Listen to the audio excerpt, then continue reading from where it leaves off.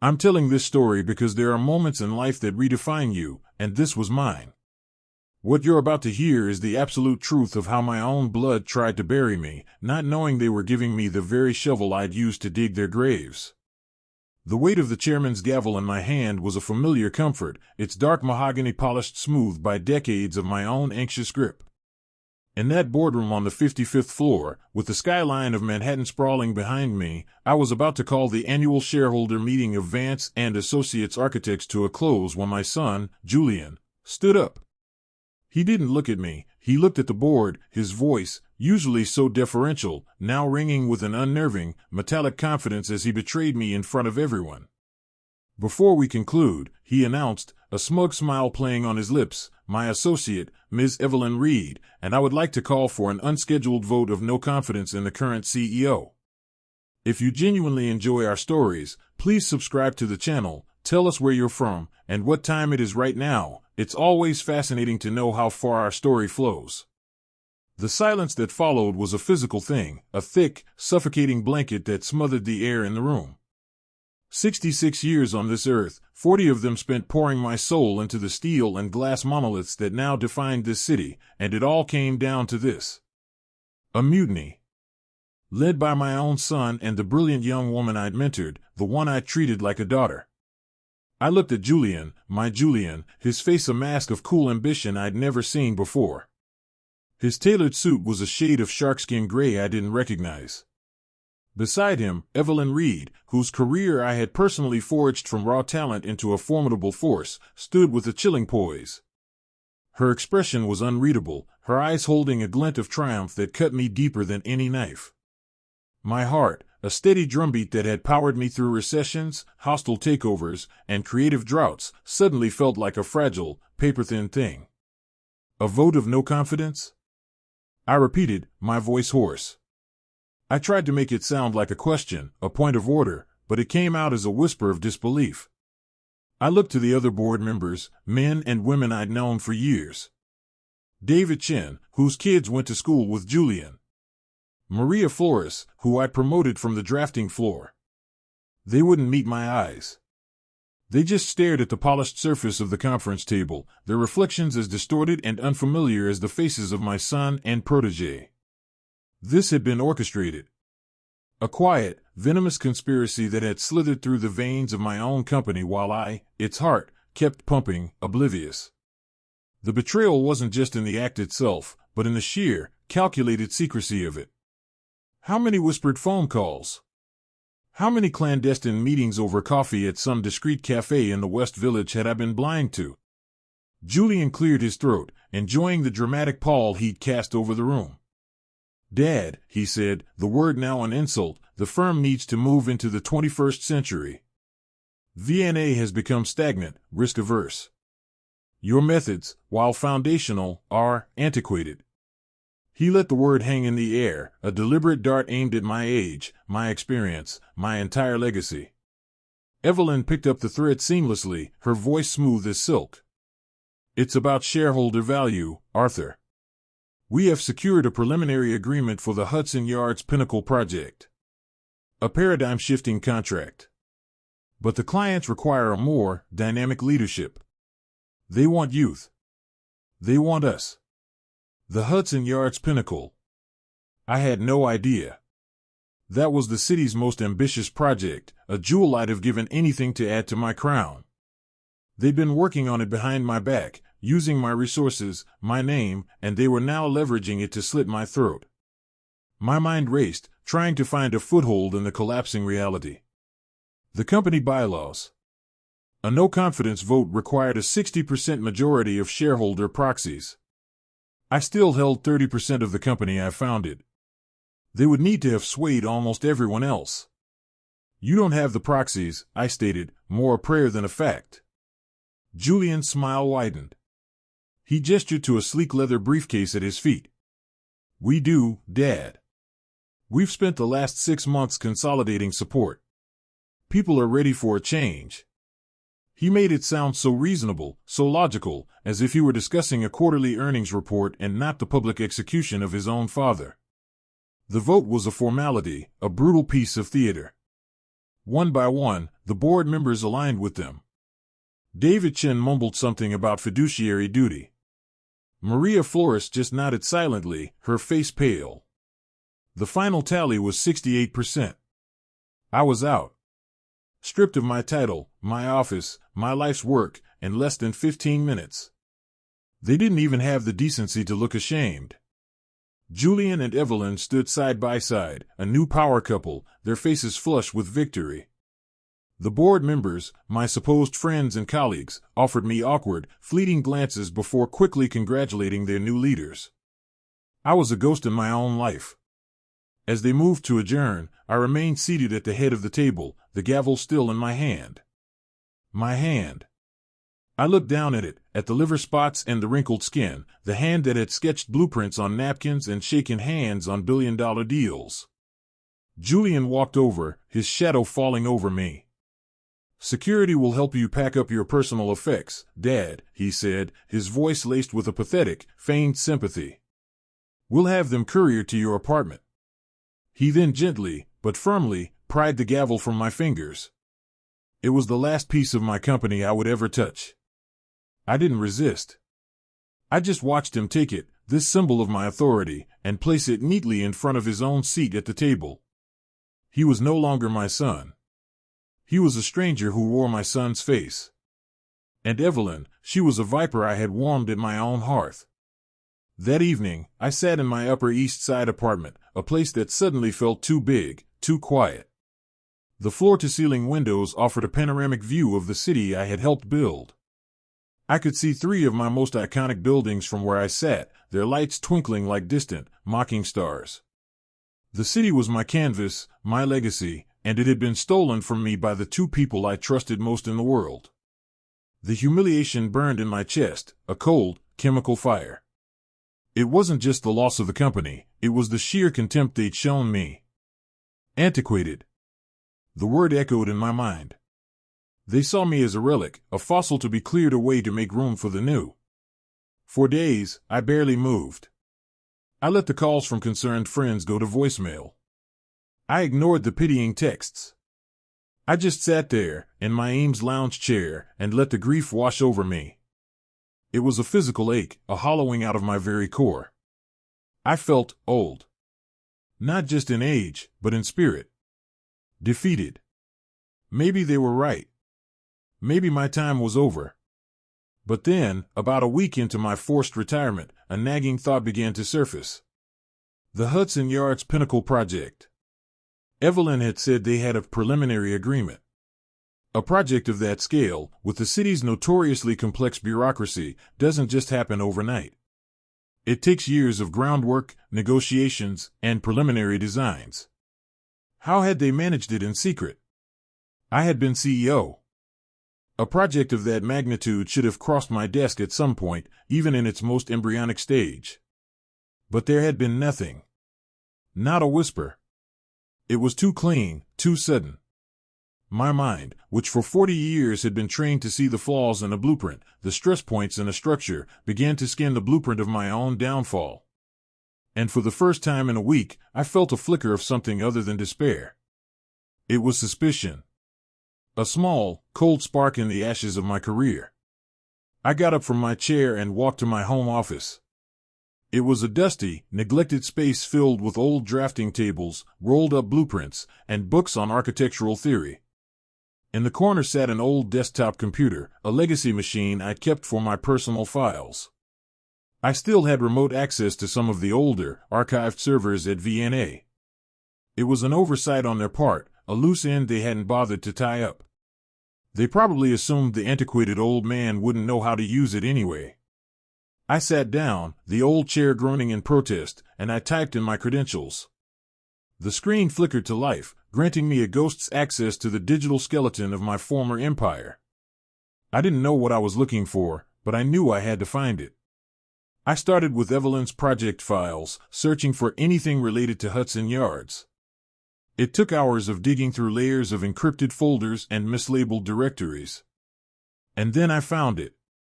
It wasn't a proposal or a contract. It was a single, anomalous expense report from 6 months ago, filed under a generic codename, Project Nightingale. The report was for a series of payments to a consulting firm I had never heard of, Ethelred Development Group. The payments were substantial, totaling over $2 million. Consulting fees. But there were no deliverables attached, no summaries of work, no contact information. Just a name and a series of wire transfers authorized by Evelyn and countersigned by Julian. Ethelred. The name sounded strange, almost historical. I typed it into a search engine. The results were sparse. Ethelred Development Group was a shell corporation, registered in Delaware just 8 months prior, with no public-facing website, no list of employees, nothing. Just a mailing address, which was a P.O. box in Wilmington. My heart began to beat faster. This wasn't just a power grab. This was something else. This was dirty. They hadn't just outmaneuvered me. They had cheated. And as I stared at that screen, the spark of suspicion ignited into a cold, burning flame of resolve. They thought I was a relic. They thought I was finished. But an old architect knows one thing better than anyone: the most critical part of any structure is its foundation. And I had just found the first crack in theirs. They had no idea who they were dealing with. They had taken my company and left me for dead. But they'd made one fatal error. They had left me with the blueprints to their crime. And I was about to find every single load-bearing lie they were resting on, and pull them all down. I spent the next 2 weeks living like a recluse, fueled by black coffee and a growing sense of cold fury. My world shrank to the confines of my apartment and the glowing screen of that old computer. I became a digital archaeologist, excavating the ruins of my own company, searching for artifacts of their treachery. The payments to Ethelred Development Group were the starting point. I traced the wire transfers, a convoluted path that led from VNA's accounts through the Delaware Shell Corporation, and then split into a dozen smaller, harder-to-track accounts. It was a professional money laundering setup, designed to obscure the final destination of the funds. But they had underestimated my patience. At 66, I had nothing but time. I cross-referenced the dates of the transfers with Julian and Evelyn's calendars, which I still had access to through a shared legacy server. A pattern emerged. Each large payment to Ethelred was immediately followed by a discreet, off-the-books meeting listed on their calendars simply as lunch TR or coffee TR. TR. I racked my brain. Who was TR? The name meant nothing to me. I decided to change tactics. The money was a dead end for now, but the Hudson Yards Pinnacle project was the prize they'd used to justify their coup. I started digging into the project itself. The New York City Department of Buildings public portal was a labyrinth of permits, zoning variances, and environmental impact reports. I spent days poring over the documents related to the Pinnacle. The initial design submissions were credited to Vance and Associates, but something felt wrong. The architectural style, the specific way the curtain wall was designed, the integration of green spaces on the upper floors, it was brilliant, but it wasn't Evelyn's style. Her work was typically more severe, more minimalist. This design was fluid, organic, almost poetic. It felt familiar. I pushed the thought aside and focused on the timeline. The project had been fast-tracked through the city's notoriously slow approval process at a record pace. Key zoning variances that should have taken months of public hearings were approved in a matter of weeks. Someone was greasing the wheels, and greasing them hard. And that's when I saw the name at the bottom of a crucial zoning approval document: Thomas Riker, Deputy Commissioner for the Department of City Planning. TR. A cold dread washed over me. Tom Riker. I knew him. He was a mid-level city bureaucrat with a reputation for being ambitious and, if the rumors were true, flexible with the rules for the right price. The $2 million to Ethelred wasn't for consulting. It was a bribe. A massive, elegantly laundered bribe to fast-track the project and secure the contract. My son and my protégé hadn't just staged a boardroom coup, they had committed a felony. This changed everything. It was no longer just a personal betrayal. It was a crime. And I had the digital breadcrumbs to prove it. But what could I do? Going to the authorities was a risk. It would be my word, the word of a bitter, ousted old man, against two of the city's new golden children. They would bury me in legal fees, paint me as senile and vindictive. Their lawyers from Skadden, ARPs, would shred me on the stand. No, a direct assault was foolish. I needed more. I needed something undeniable. Something that would not just expose their crime, but shatter the very foundation of their success, their reputation. The key was the design. It still bothered me. It was too good, too different from Evelyn's signature work. I printed out the schematics from the DOB portal and spread them across my dining room table. For 3 days, I lived with them, studying every line, every angle. I knew that design. I'd seen that flourish before, that unique approach to structural engineering. Where? I trawled through architectural journals, competition submissions, websites of other firms. My search was obsessive. And then, on the third night, at 3 a.m., I found it. It was on the website of a small, up-and-coming firm called Vega Designs, run by a young architect named Mateo Vega. His online portfolio showcased a conceptual design he'd submitted for an international competition a year ago. A skyscraper for a waterfront in Dubai. It was called the Oasis. And it was, line for line, the exact same design as the Hudson Yards Pinnacle. The sweeping glass facade, the terraced gardens, the innovative truss system, it was all there. They hadn't just bribed a city official. They had stolen the design. They had taken this young man's brilliant, original work and passed it off as their own. The sheer audacity of it left me breathless. They had built their new kingdom on a foundation of lies, theft, and corruption. The world outside my apartment had crowned them royalty. A cover story in Forbes magazine hit the newsstands that week. The headline read, "The New Guard, How Julian Vance and Evelyn Reed Are Revolutionizing the New York Skyline." The photograph was infuriating. They stood on a terrace overlooking the city, Julian with his arm confidently around Evelyn's shoulder. They looked powerful, visionary, untouchable. The article was a puff piece of the highest order, fawning over their bold vision and their synergistic partnership.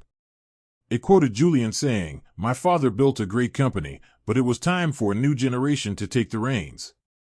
We're not just building structures, we're building the future." The hypocrisy was a physical poison in my throat. They were being celebrated for a future they had stolen. That night, I saw them on the evening news, attending some lavish gala at the Met.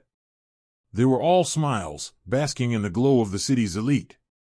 Evelyn, draped in a stunning designer gown, spoke to the reporter. "We are just so honored to be given the chance to contribute to this wonderful city," she said, her voice dripping with false humility. "The Pinnacle will be our legacy." Watching them, so smug and secure in their stolen empire, I felt the last vestiges of my grief burn away, replaced by something harder, colder. An absolute, diamond-hard resolve. This was no longer about getting my company back. That company was tainted now, its name built on a crime. This was about justice. It was about tearing down their legacy before the first shovel ever broke ground. I looked at the photograph in the magazine, at their triumphant faces. They believed they had won. They saw me as a finished chapter, a footnote in their story. But a good architect knows that even the tallest towers can be brought down if you know exactly where to apply the pressure. And I was about to become an expert in demolition. My first move was to find Mateo Vega. I didn't want to call him. An unsolicited phone call from the disgraced founder of the firm that stole his work would sound insane. I needed to approach him carefully. I found his office address online. It was a small, walk-up space in an old building in Dumbo, Brooklyn. The next morning, I put on a simple tweed jacket and a flat cap, looking more like a retired professor than a corporate titan. I took the subway to Brooklyn, the rumble of the train a rhythmic counterpoint to the thrumming in my chest. Vega Designs was on the 3rd floor. There was no receptionist, just a small, open-plan studio filled with architectural models and sketches. A young man with dark, intense eyes and a t-shirt that said Bauhaus looked up from his computer as I walked in. He was the only one there. "Can I help you?" he asked, his voice wary. Are you Mateo Vega? I asked. He nodded. My name is Arthur Vance. The recognition dawned on his face, followed immediately by a storm of confusion and hostility. Vance? As in Vance and Associates? The same, I said calmly. Though I'm no longer with the firm. I believe you and I have a great deal to discuss. It's about your design. The Oasis. His face hardened. He stood up, his posture defensive. I have nothing to say to you or anyone from your company. My lawyers are handling it. I'm sure they are, I replied, my voice gentle. And I'm sure they've told you that intellectual property in architecture is a notoriously difficult thing to prove. That your chances of winning against a corporate giant are slim to none. His shoulders slumped slightly. I had hit the nail on the head. He was David, and he was facing Goliath with a slingshot that probably wouldn't even work. What do you want, Mr. Vance? He asked, the fight draining out of him, replaced by a weary resignation. I looked him in the eye. I want the same thing you do, Mr. Vega. I want to see the people who stole your design answer for what they did. They took my company, and they took your future. I have the evidence to prove they bribed a city official to get that project. You have the original design files, the proof of their theft. Separately, we are two men they have wronged. Together, we can be the weapon that brings them down. For the first time, a flicker of hope appeared in his eyes. He motioned for me to sit down. As I laid out the wire transfers and the zoning documents on his cluttered desk, I knew this was the real beginning. The war had started. Julian and Evelyn were celebrating on the 55th floor, believing they were untouchable.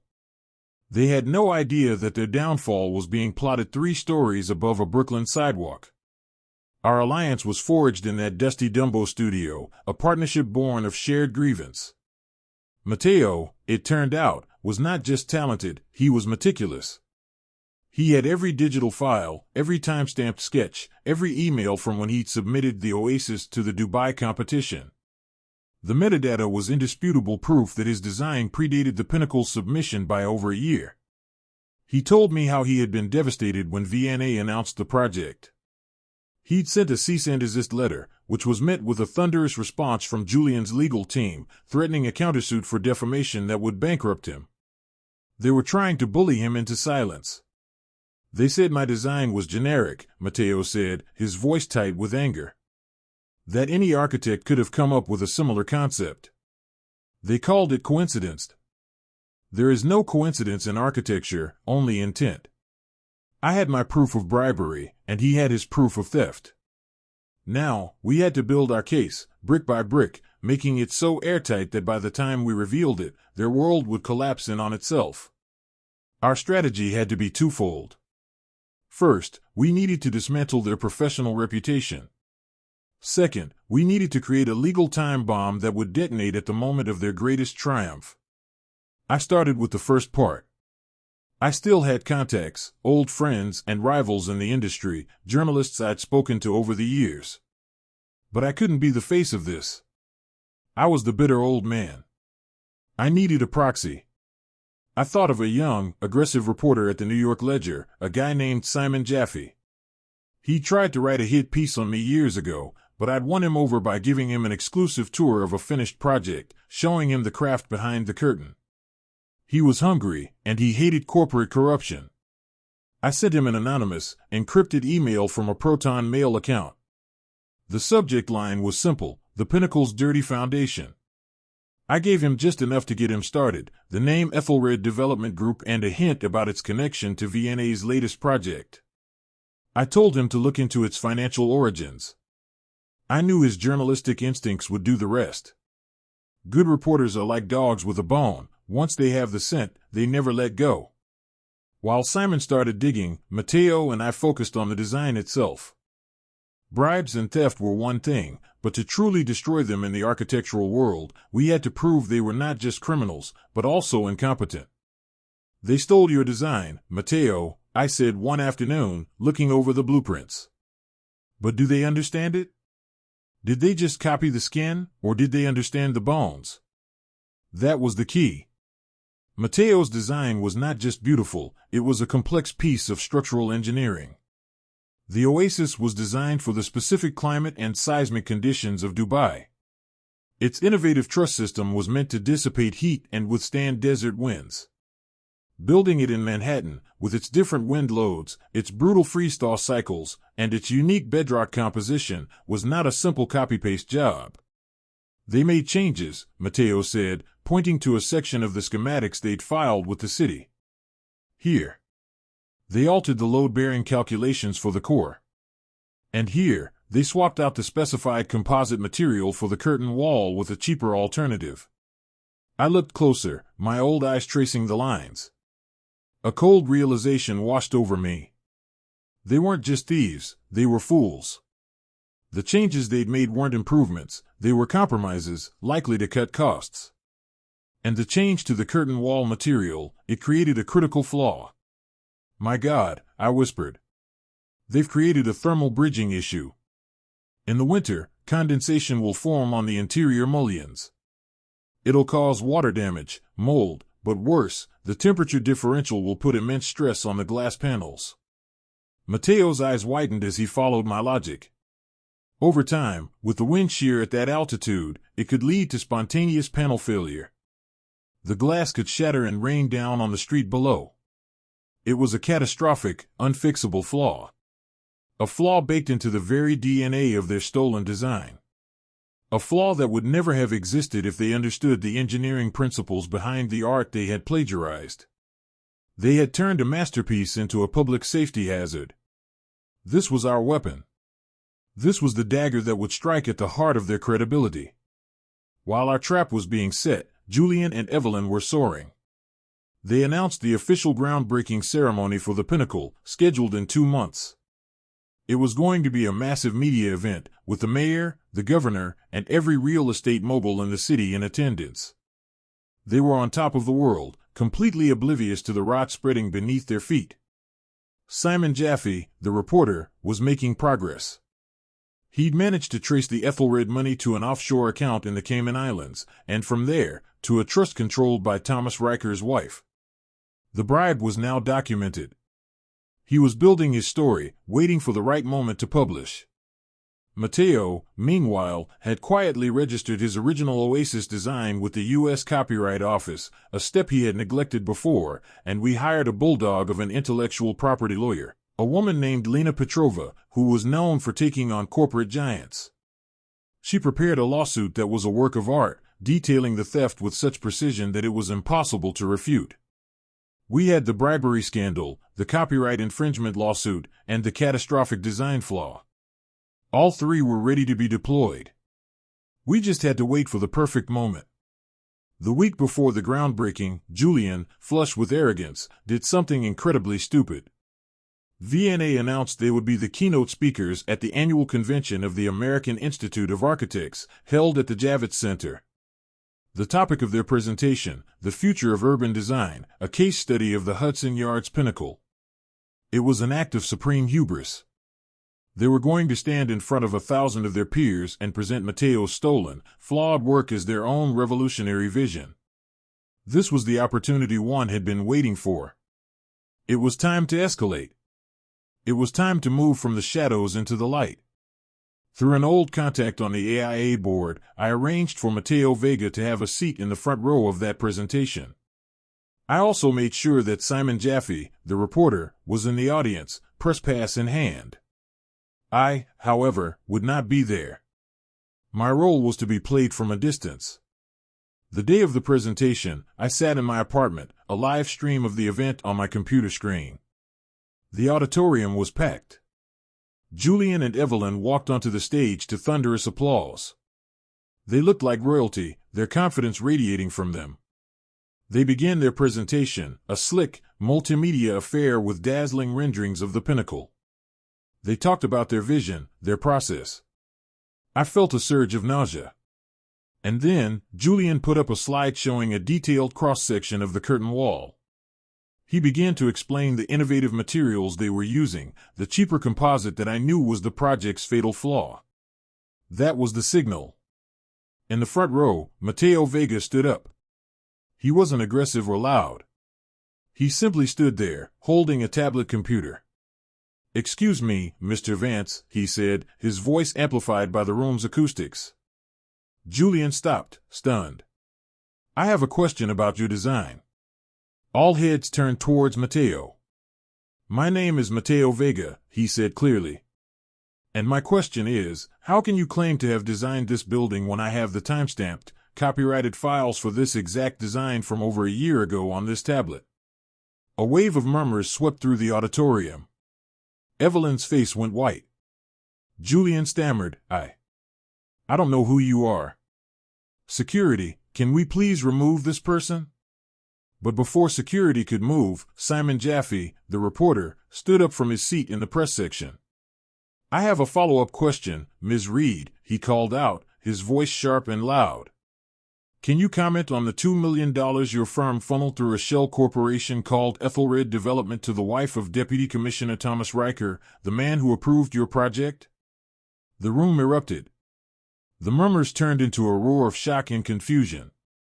On the stage, Julian and Evelyn were frozen, their faces a mask of pure panic. The cameras flashed, capturing their deer-in-the-headlights expressions for the world to see. Their slick presentation was in ruins. Their reputation was being torn to shreds in real time, in front of the very people they sought to impress. Back in my apartment, I watched their empire of lies begin to crumble. This was only the prelude. The real demolition was scheduled for the groundbreaking ceremony in 1 week. They thought this was their worst nightmare. They had no idea how much deeper the abyss went. The week following the AIA convention was a bloodbath. Simon Jaffe's story dropped the next morning on the front page of the New York Ledger. The headline was explosive: Pinnacle of Corruption, Vance and Associates accused of bribery and design theft in Hudson Yards deal. The article laid out the Ethelred money trail with damning precision. It featured a defiant Mateo Vega, now cast as a brilliant young prodigy crushed by a corporate machine. And it included the now infamous photo of Julian and Evelyn, frozen in panic on the Javits center stage.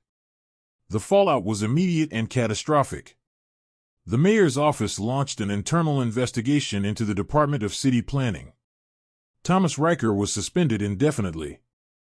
The investors behind the Pinnacle project began to get nervous, their phones ringing off the hook with calls from concerned shareholders. The story was picked up by national news outlets, and suddenly, Julian and Evelyn weren't the brilliant new faces of architecture, they were symbols of greed and corruption. Their carefully constructed image was shattered in less than 24 hours. They went into lockdown. They released a terse statement through a high-priced crisis PR firm, denying all allegations and calling them the baseless accusations of a disgruntled former employee and a failed, attention-seeking designer. They were referring to me and Mateo. The statement was a mistake. It was too defensive, too aggressive. It made them look even more guilty. That same day, Lena Petrova, our lawyer, officially filed Mateo's copyright infringement lawsuit. It was a 200-page document, complete with expert testimony and side-by-side comparisons of the designs that were so damningly identical it was almost laughable. The lawsuit was immediately leaked to the press, adding another tidal wave of bad publicity. I watched it all unfold from my apartment, a quiet general observing a battle he had meticulously planned. Julian and Evelyn were trapped in a fortress of their own making, and I had just set fire to the gates. But I knew this wasn't enough. Public humiliation and lawsuits could be weathered. People have short memories, and corporations have deep pockets. I needed to destroy the project itself.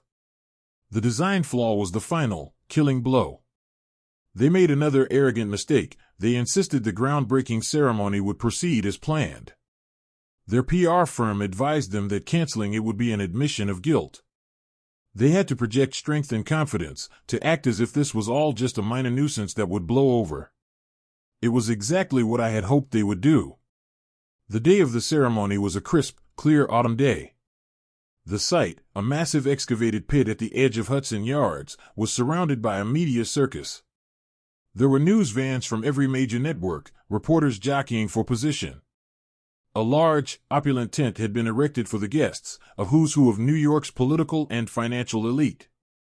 The mayor and the governor had, unsurprisingly, pulled out at the last minute, citing scheduling conflicts. But many of the key investors and city council members were still there, their faces grim, wanting to hear how Julian and Evelyn would handle the crisis. I wasn't there in person. My presence would be a distraction. Instead, Mateo and I were a few blocks away, in Lena Petrova's sleek midtown office, watching the proceedings on a bank of television screens. We had one more piece to put into play. The night before, I had sent another anonymous package, this time via courier to the office of the New York City Buildings Commissioner. The package contained a detailed, 100-page report written by a respected independent structural engineering firm I had hired. The report outlined the catastrophic thermal bridging flaw in the Pinnacle's design, concluding that the building, as designed, was a significant and foreseeable public safety hazard. I had timed its delivery for 9 a.m., exactly 1 hour before the ceremony was scheduled to begin. On the television, we watched Julian and Evelyn take the stage. They looked tired, strained, but they were trying their best to project an aura of defiance. A small, sad-looking podium stood before a backdrop of their company logo and a large rendering of the building they had stolen. Julian tapped the microphone and began to speak, his voice tight. "Thank you all for coming," he started, attempting a confident smile that didn't reach his eyes. "In recent days, there have been a lot of accusations. Baseless noise. But we are here today to focus on the future. To break ground on a building that will redefine this city's skyline." As he spoke, I glanced at my phone.